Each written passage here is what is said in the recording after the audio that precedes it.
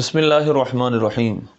قراءت خلف الامام، امام کے پیچھے قرآن پڑھنا، اس میں ہمارے احناف کا واضح موقف یہ ہے کہ امام کے پیچھے قرآن پڑھنا درست نہیں ہے، ممانعت ہے۔ قرآن پاک نے صراحتاً آیت نمبر 204 سورہ اعراف میں 9ویں پارے میں فرمایا وَإِذَا قُرِئَ الْقُرْآنُ فَاسْتَمِعُوا لَهُ وَأَنصِتُوا لَعَلَّكُمْ تُرْحَمُونَ۔ جب قرآن پڑھا جائے تو تم خاموش رہو اور سنو۔ دو حکم اللہ نے فرمائے ہیں، ایک فَانصِتُوا ہے، ایک خاموش رہنا، اور ایک سننے کا۔ وَإِذَا قُرِئَ الْقُرْآنُ فَاسْتَمِعُوا، سنو، لَهُ اس قرآن کو، وَأَنصِتُوا اور خاموش رہو، لَعَلَّكُمْ تُرْحَمُونَ تاکہ تم پر رحم کیا جائے۔ تو دو حکم ہیں، ایک سننے کا اور ایک چپ رہنے کا۔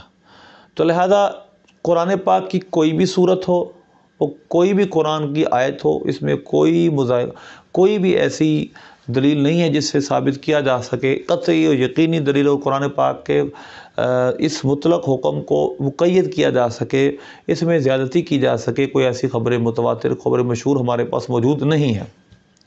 تو اس لیے قرآن پاک کی اس حکم کو عام رکھا جائے گا، اور کوئی بھی صورت ہو قرآن پاک کی، سورہ فاتحہ انکلوڈ سورہ فاتحہ، جو بھی صورت ہو، امام کے پیچھے نہیں پڑھی جائے گی۔ یہ احناف کا موقف ہے واضح طور پر۔ اس پہ بہت سارے اور دلائل بھی ہیں، لیکن پہلے ہم ان کے دلائل سنتے ہیں جو سورہ فاتحہ کو پیچھے پڑھنے کے قائل ہیں اور اس کا تجزیہ کرتے ہیں، پھر آگے چلتے ہیں۔ نمبر 1، وہ کہتے ہیں یہ واجب فرض ہے، سورہ فاتحہ پڑھنا فرض ہے، فرض کے بغیر نماز نہیں ہوتی۔ پہلی بات تو یہ کہ جو فرض کے ثابت کرنے کا معیار علماء نے، اصولیین نے مقرر کیا ہے، وہ قطعی ثبوت ہے۔ اور جو سورہ فاتحہ کے پڑھنے کے جسے لا صلاۃ لمن لا صلاۃ الا بفاتحۃ الکتاب، یہ جو روایتیں ہیں، اس کے سند میں بعض لوگوں نے متن میں اضطراب مانا ہے، تو یہ خبر واحد سے آگے نہیں ہے۔ تو لہٰذا اس سے قرآن پاک کی اس آیت پہ ہم خصوص پیدا مطلق کو مقید نہیں کر سکتے۔ اور فرض ثابت ہونے کے لیے جو قرآن پاک کا حکم ہے وہ فَاقْرَؤُوا مَا تَيَسَّرَ مِنَ الْقُرْآنِ، سورہ مزمل کا دوسرا رکوع 29واں پارہ، کہ قرآن جو تمہیں آسان لگے قرآن پڑھو، ما تیسرا، تو قرآن فرض اتنا ہے کہ جس کو ایک آیت احناف نے قرار دیا کہ ایک آیت کم از کم قرآن کہلاتی ہے، تو اتنا قرآن پڑھنا فرض ہے، باقی سورہ فاتحہ پڑھنا بھی واجب ہے، سورت پڑھنا بھی واجب ہے۔ یہ ہے اس کا ٹیکنیکل پوائنٹ۔ ہم آگے چلتے ہیں اور سورہ فاتحہ امام کے پیچھے پڑھنے والوں کے دلائل سنتے ہیں۔ پہلی حدیث جو کہ میں آپ کے سامنے رکھوں گا وہ جامع ترمذی کی حدیث نمبر 311 ہے۔ جامع ترمذی کی حدیث نمبر 311 میں حضرت سیدنا عبادہ بن صامت، جو سب سے مشہور حدیث اس بارے میں وہ یہی ہے، جو زبان زد عام ہے وہابیہ کے آج کل بھی، وہ یہ ہے کہ نبی پاک صلی اللہ علیہ وسلم نے فرمایا انی اراکم تقرؤون وراء امامکم، حضور پاک صلی اللہ علیہ وسلم نے صبح کی نماز پڑھائی اور قرات ثقیل ہوئی، فثقلت علیہ القراءۃ فلما انصرف، جب آپ صلی اللہ علیہ وسلم نے اپنا چہرہ مبارکہ پھیرا، فرمایا کیا ہے میں تم کو دیکھ رہا ہوں تم اپنے امام کے پیچھے نماز قرآن پڑھ رہے ہو؟ قلنا یا رسول اللہ ای واللہ، انہوں نے کہا یا رسول اللہ، اللہ کی قسم ایسے ہی ہے۔ فرمایا لا تفعلوا الا بام القرآن، ایسا نہ کرو مگر سورہ فاتحہ کے ساتھ، یعنی سورہ فاتحہ تم پڑھ سکتے ہو، فإنہ لا صلاۃ لمن لم یقرأ بها، کہ سورہ فاتحہ جو نہ پڑھے اس کی نماز نہیں ہوتی۔ یہ حدیث ہے عبادہ بن صامت کی۔ اب زبیر علی زئی نے ایڑی چوٹی کا زور لگاتے ہوئے واللہ عالم اس کو کیسے صحیح کہا، کیونکہ جو صحیح حدیث ہے وہ ہے لا صلاۃ لمن لم یقرأ بفاتحۃ الکتاب، اتنی کہ جو سورہ فاتحہ نہ پڑھے اس کی نماز نہیں ہوتی۔ یہ اس میں مقتدی کے پیچھے کا استثناء موجود نہیں۔ مثلا اب میں آپ کے سامنے وہ لفظ پڑھتا ہوں جو کہ البانی نے اپنی تخریج میں کہے۔ پہلی بات تو یہ سند کے دو راوی ہیں، ایک تو راوی ہے مکحول، یہ مدلس ہے، اور دوسرا راوی ہے محمود بن ربیع، یہ مجہول ہے۔ مجہول راوی کے ہوتے ہوئے کس میں موجود ہونوں، حدثنا عبدۃ بن سلیمان عن محمد بن اسحاق عن مکحول عن محمود بن ربیع۔ اب دو راوی اس میں واضح طور پر ہیں، ایک مکحول اور ایک محمود بن ربیع۔ محمود بن ربیع مجہول راوی ہے، اس کا حال معلوم نہیں، تو زبیر علیہ اس کو کیسے صحیح کہہ سکتا ہے؟ صحیح کہا ہے، صرف یہ کیا ہے، اپنے مذہب کو صحیح ثابت کرنے کے لیے، اور سارے دار قطنی کا سہارا لیا، حالانکہ مکحول کے بر مدلس ہونے کی ہم نے بات اکیلے نہیں کی، یہ تو البانی نے اس کی جو تحقیق کی ہے اس میں بھی کہا ہے الا بأم القرآن کے جو لفظ ہیں، یعنی جن میں یہ اپنا موقف ثابت کرتے ہیں اے امام کے پیچھے سورہ فاتحہ پڑھ سکتے ہو، یہ لفظ کہتے ہیں ضعیف ہے، یعنی یہ لفظ صحیح سند سے مذکور نہیں۔ اور دوسرا بھی محمود بن ربیع پر انہوں نے کوئی بحث ہی نہیں کی۔ محمود بن ربیع مجہول الحال ہے، مجہول راوی ہے، اس کا نہیں پتہ یہ کون ہے، تو لہذا اس وجہ سے البانی نے اس کے بتا یہ کہا ہے حکم الحدیثی فلا تفعلوا الا بالقرآن ضعیف، یہ جو لفظ ہیں الا بأم القرآن، یہ ان کی جامع کتب تسعہ کی جو وہ عیب اس میں لکھا ہے، اور لا صلاۃ لمن لم یقرأ بفاتحۃ الکتاب یہ صحیح ہے، یعنی الا بأم القرآن جس سے یہ جو ان کا مستدل ہے، جس سے یہ استدلال پکڑتے ہوئے ثابت کرتے ہیں کہ قرأت خلف الامام میں ہی سورہ فاتحہ پیچھے پڑھی جا سکتی ہے، وہ لفظ ہی ضعیف ہیں۔ اس سے اگلی حدیث دیکھیں، یہ ہے مکحول عبادہ بن صامت کی یہ روایت۔ اس کے علاوہ جو اور روایتیں ہیں اس عبادہ بن صامت سے، یہی روایت نسائی شریف میں ہے۔ اب نسائی شریف میں دیکھیں کہ نبی پاک صلی اللہ علیہ وسلم کی یہی روایت امام نسائی نے بیان کی ہے، امام نسائی نے اس کو بیان کیا ہے، اور میں پہلے آپ کے سامنے وہ سند پڑھ دیتا ہوں۔ اخبرنا ہشام بن عمار عن صدقۃ عن زید بن واقد عن حرام بن حکیم عن نافع بن محمود بن ربیعہ یہاں بھی آ گئے، اور حدیث وہی ہے کہ امام کے پیچھے سورہ فاتحہ پڑھنے کی اجازت جس میں مذکور ہے الا بأم القرآن، لیکن یہاں پر بھی محمود بن رابی موجود ہیں جو مجہول ہیں، اور اس کا بھی آپ حکم لگا دیکھ لیں نسائی شریف میں، نسائی شریف کی اس حدیث کا حکم بانی نے کیا بیان کیا؟ ضعیف۔ پہلی بات تو یہ دونوں روایتیں یہ ضعیف ہیں۔ دوسری بات یہ ہے کہ دوسری جو حدیث ہے وہ حضرت سیدنا ابو ہریرہ کی ہے۔ سیدنا ابو ہریرہ رضی اللہ تعالیٰ عنہ سے ہشام بن زہرہ کہتے ہیں، فرمایا کہ نبی پاک صلی اللہ علیہ وسلم نے فرمایا جو سورہ فاتحہ نہ پڑھے اس کی نماز نہیں ہے، ناقص ہے، خداج ہے۔ اس کے بعد کہتے ہیں فقلت یا ابا ہریرہ، میں نے عرض کی اے ابو ہریرہ، انی احیانا اکون وراء الامام فغمزی ذراعی، کہ بعض اوقات ہم امام کے پیچھے ہوتے ہیں تو حضرت سیدنا ابو ہریرہ نے میری بازو کو پکڑا، وقال اقرأ بہا یا فارسی فی نفسک، اے فارسی اپنے جی میں پڑھ لیا کر۔ یہ نسائی شریف ہے، اور متعدد کتابوں میں یہ حدیث سیدنا ابو ہریرہ کی یہی ایک آپ سے ہی مذکور ہے، جس میں کہ یہ ہے کہ اے فارسی اپنے جی میں پڑھ لیا کر۔ اب سوال یہ پیدا ہوتا ہے کہ جی میں پڑھنے کی تو ممانت ہی نہیں ہے، مثلا میں اپنے دل میں امام پڑھ رہا ہوں سورہ فاتحہ پڑھ لوں، اس کی کیا ممانت ہے؟ اس کی کوئی ممانت نہیں ہے، پڑھنے کی زبان سے ممانت ہے، اور اگر آپ جی میں پڑھنا مراد منہ سے پڑھنا لے بھی لیں تو پھر بھی آپ سمجھتے ہیں کہ ایک طرف قرآن پاک کی آیات ہوں، ایک طرف خبر واحد ہو، اور وہ بھی سیدنا ابو ہریرہ رضی اللہ تعالیٰ عنہ کا اپنا موقوفاً قول ہو، تو اس کو آپ کیسے قرآن پاک اور احادیث صحیحہ کے مقابل پیش کر سکتے ہیں؟ دوسری بات وہی ہے اقرأ بہا فی نفسک یا فارسی، اے فارسی اپنے جی میں پڑھ، یہ تو جی میں پڑھنا ہے، اور جی میں پڑھنے کی ممانت نہیں، دل میں پڑھنے کی ممانت نہیں۔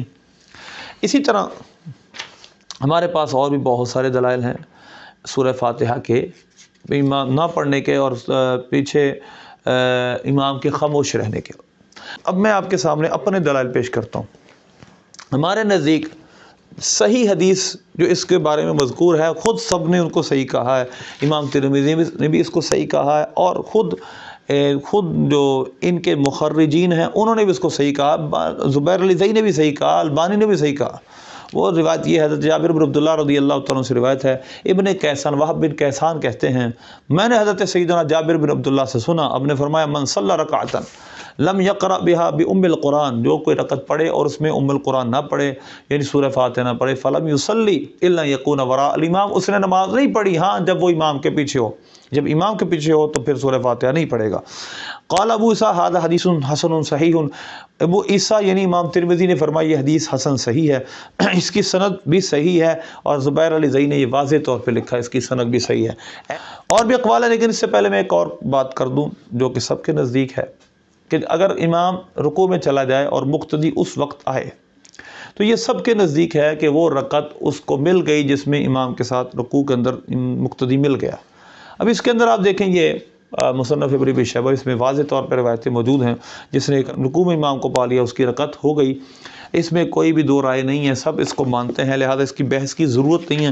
लेकिन मैं हवाला तन एक दो बुखारी शरीफ में सैयदना सिद्दीक़ अकबर रज़ी अल्लाह तआला दरवाज़े में इमाम नबी पाक सल्लल्लाहु अलैहि वसल्लम से मिल गए थे और फिर हुज़ूर ने इसे मना भी फरमा दिया था कि दरवाज़े में सफ़ के अंदर आकर आप मिला करें। अब देखें कि ये मुसन्नफ़ इब्न अबी शैबा का सफ़ा नंबर 284 है, जिल्द नंबर 1 है। इसके अंदर वाज़ेह तौर पर है कि हज़रत इब्न उमर रज़ियल्लाहु अन्हुमा ने फरमाया, इज़ा जिअता वल इमाम राकिउन, जब तू आया और इमाम रुकू में हो, फ़वदअत यदैका अला रुकबतैका, और तूने अपने हाथ घुटनों पे रख दिए, क़ब्ल अन यरफ़अ रअसहु, क़ब्ल इसके कि वो इमाम अपना सर उठाता, फ़क़द अदरकता, तो तूने वो रकत पा ली। इसी तरह और भी बहुत सारे अक़वाल लिखे हैं, 4 अक़वाल यहाँ पर लिखे हुए हैं। तो लिहाजा इससे वाज़ेह तौर पे पता चलता है कि जब एक रकत में रुकू के अंदर किसी को पा लेता है इमाम को, तो उसकी रकत हो गई। ये 3 फ़िक़्ह वाले सब मानते हैं, यानी मतलब एक हमारे जो वहाबियाँ हैं, देवबंदी हैं, सुन्नी बरेलवी हैं, सब इस बात मसले को मानते हैं। अगर मुक्तदी का भी इमाम के पीछे सूरह फातिहा पढ़ना वाजिब है तो ये बताएं कि यह रकत कैसे हो गई। हम कहते हैं कि इमाम की किरात चूँकि मुक्तदी की किरात है, तो लिहाजा इमाम सूरह फातिहा पढ़ चुका है, मुक्तदी को पढ़ने की ज़रूरत नहीं है। अब इस पर मैं कुछ दलाल पेश करता हूँ। सुनन कुबरा लिल बैहक़ी में भी हदीस है, मन कान लहु इमामुन फ़क़िरातुल इमाम लहु क़िरातुल इमाम, तहावी ने इसको लिखा है, इसकी तौसीक़ की है, ये रिवायत सही है। इसी तरह यही रिवायत का ये एक यानी समझ लें कि इसी मज़मून को इमाम निसाई ने बयान किया। निसाई का सफ़ा नंबर 146 है, जिल्द पहली है और मकतबा रहमानिया की छपी हुई है।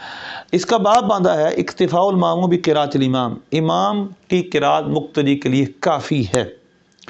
और यानी उन्होंने बाब ये बांधा है, एक शख्स ने कहा अर्ज़ की फ़फ़ी कुल्लि सलातिन क़िराअतुन, अर्ज़ की या रसूलल्लाह क्या हर नमाज में क़िरात है?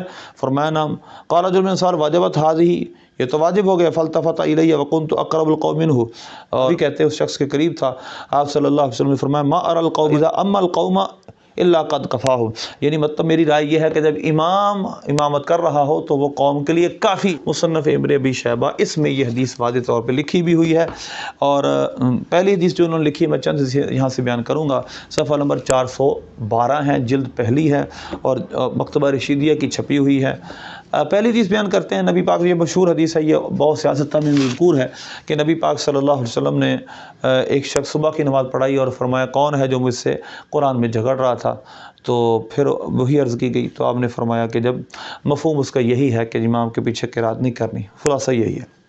इसके बाद एक हदीस नंबर 4 नंबर हदीस, मान कान लहु इमामुन फ़क़िरातु लहु क़िरातुन, जिसका इमाम हो तो उसकी क़िरात ही उसकी क़िरात, यानी इमाम की क़िरात ही मुक्तदी की क़िरात है।